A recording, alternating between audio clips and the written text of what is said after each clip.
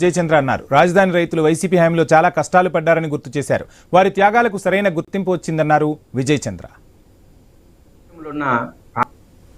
అమరావతికి చట్టబద్ధత కల్పిస్తూ లోక్సభలోని రాజ్యసభలోని తీర్మానం చేస్తే ఇండియా కూటమిలో ఉన్న ప్రాంతీయ పార్టీలు అలాగే నేషనల్ పార్టీస్ కూడా ఏకకంఠంతో అమరావతిని సపోర్ట్ చేశాయి. అమరావతి అవసరం, ఇది ఆంధ్రుల కళ, ఇది రాజధానిని వికేంద్రీకరణగా అమరావతి చేస్తూ విశాఖపట్నాన్ని ఇంకొక ఆర్థిక రాజధానిగా తయారు చేసుకుంటున్నాం. ప్రతి జిల్లాకు కూడా కావాల్సిన అవసరాలు ఏమున్నాయో చూసుకుంటున్నాం. ఈ రోజుతో చెప్పాల్సిన అవసరం వస్తే ఆంధ్రులు గెలిచారు.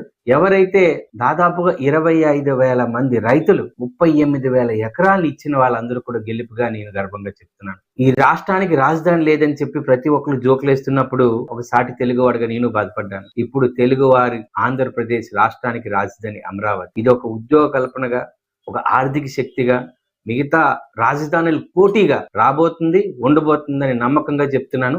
జై అమరావతి, జై జై అమరావతి. దేశానికి వెలుగులు పంచేందుకు భూగర్భం నుంచి నల్ల బంగారాన్ని వెలికితీసే సింగరేణి కార్మికులకు ఆకలి